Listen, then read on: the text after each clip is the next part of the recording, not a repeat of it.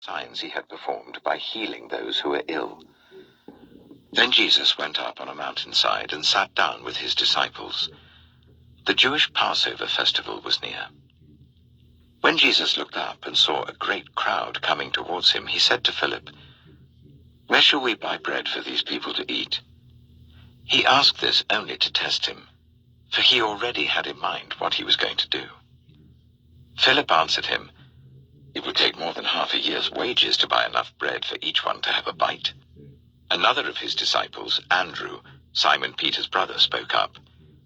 "Here is a boy with 5 small barley loaves and 2 small fish. But how far will they go among so many?" Jesus said, "Make the people sit down." There was plenty of grass in that place, and they sat down. About 5,000 men were there. Jesus then took the loaves, gave thanks, and distributed to those who were seated as much as they wanted. He did the same with the fish. When they had all had enough to eat, he said to his disciples, "Gather the pieces that are left over, let nothing be wasted." So they gathered them and filled 12 baskets with the pieces of the 5 barley loaves left over by those who had eaten. After the people saw the sign Jesus performed, they began to say, "Surely this is the prophet who is to come into the world." Jesus, knowing that they intended to come and make him king by force, withdrew again to a mountain by himself. When evening came, his disciples went down to the lake, where they got into a boat and set off across the lake for Capernaum. By now it was dark, and Jesus had not yet joined them. A strong wind was blowing, and the waters grew rough. When they had rowed about 3 or 4 miles, they saw Jesus approaching the boat, walking on the water, and they were frightened. But he said to them, "It is I, don't be afraid."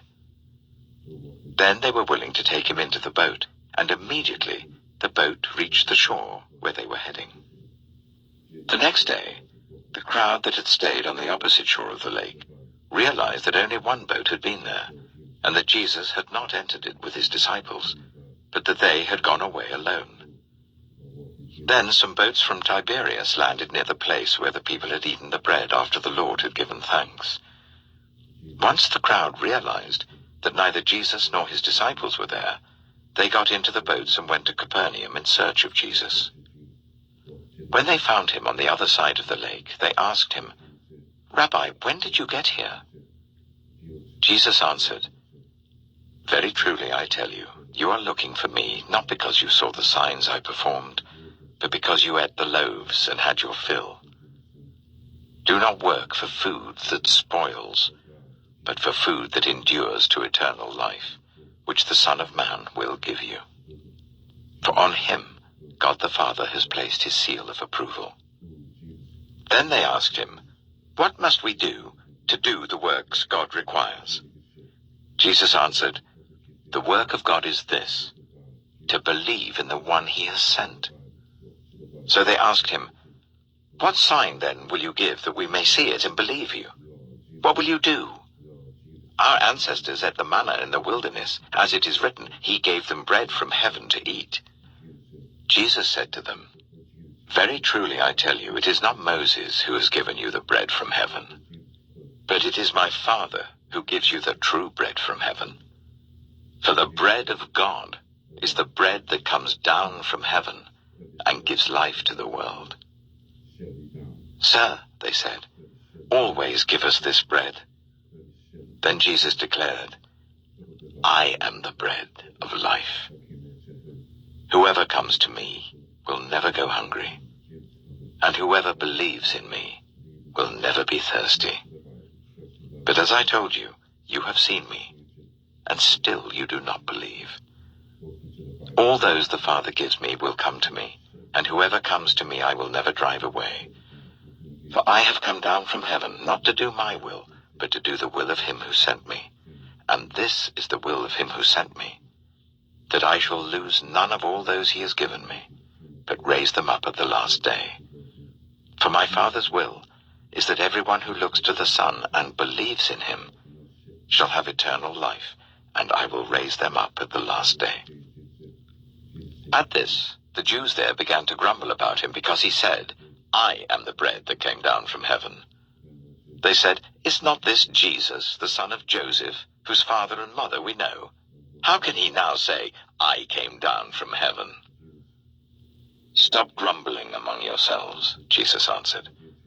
"No one can come to me unless the Father who sent me draws them, and I will raise them up at the last day. It is written in the prophets, 'They will all be taught by God.' Everyone who has heard the Father and learned from him comes to me. No one has seen the Father except the one who is from God. Only he has seen the Father. Very truly I tell you, the one who believes has eternal life. I am the bread of life. Your ancestors ate the manna in the wilderness, yet they died. But here is the bread that comes down from heaven, which anyone may eat and not die. I am the living bread that came down from heaven. Whoever eats this bread will live forever. This bread is my flesh, which I will give for the life of the world." Then the Jews began to argue sharply among themselves, "How can this man give us his flesh to eat?" Jesus said to them, "Very truly I tell you, unless you eat the flesh of the Son of Man and drink his blood, you have no life in you. Whoever eats my flesh and drinks my blood has eternal life, and I will raise them up at the last day. For my flesh is real food, and my blood is real drink. Whoever eats my flesh and drinks my blood remains in me, and I in them. Just as the living Father sent me, and I live because of the Father, so the one who feeds on me will live because of me. This is the bread that came down from heaven. Your ancestors ate manna and died, but whoever feeds on this bread will live forever." He said this while teaching in the synagogue in Capernaum. On hearing it, many of his disciples said, "This is a hard teaching. Who can accept it?" Aware that his disciples were grumbling about this, Jesus said to them, "Does this offend you? Then what if you see the Son of Man ascend to where he was before? The Spirit gives life, the flesh counts for nothing. The words I have spoken to you, they are full of the Spirit and life. Yet there are some of you who do not believe." For Jesus had known from the beginning which of them didn't believe and who would betray him. He went on to say, "This is why I told you that no one can come to me unless the Father has enabled them." From this time, many of his disciples turned back and no longer followed him. "You do not want to leave too, do you?" Jesus asked the 12. Simon Peter answered, "Lord, to whom shall we go? You have the words of eternal life. We have come to believe and to know that you are the Holy One of God." Then Jesus replied, "Have I not chosen you, the 12? Yet one of you is a devil." He meant Judas, the son of Simon Iscariot, who, though one of the 12, was later to betray him. John chapter 7. After this, Jesus went around in Galilee. He did not want to go about in Judea, because the Jewish leaders there were looking for a way to kill him. But when the Jewish festival of Tabernacles was near, Jesus' brothers said to him, "Leave Galilee and go to Judea, so that your disciples there may see the works you do. No one who wants to become a public figure acts in secret. Since you are doing these things, show yourself to the world." For even his own brothers didn't believe in him. Therefore Jesus told them, "My time is not yet here. For you, any time will do. The world cannot hate you, but it hates me because I testify that its works are evil. You go to the festival. I'm not going up to this festival because my time is not yet fully come." After he had said this, he stayed in Galilee. However, after his brothers had left for the festival, he went also, not publicly, but in secret. Now at the festival, the Jewish leaders were watching for Jesus and asking, "Where is he?" Among the crowds there was widespread whispering about him. Some said, "He is a good man."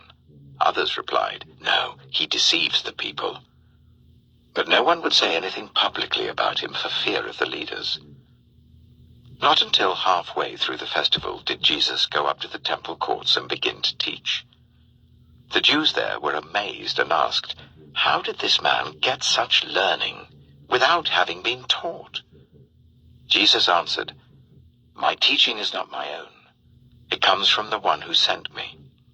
Anyone who chooses to do the will of God will find out whether my teaching comes from God or whether I speak on my own. Whoever speaks on their own does so to gain personal glory. But he who seeks the glory of the one who sent him is a man of truth. There is nothing false about him. Has not Moses given you the law? Yet none of you keeps the law. Why are you trying to kill me?" "You are demon-possessed," the crowd answered. "Who is trying to kill you?"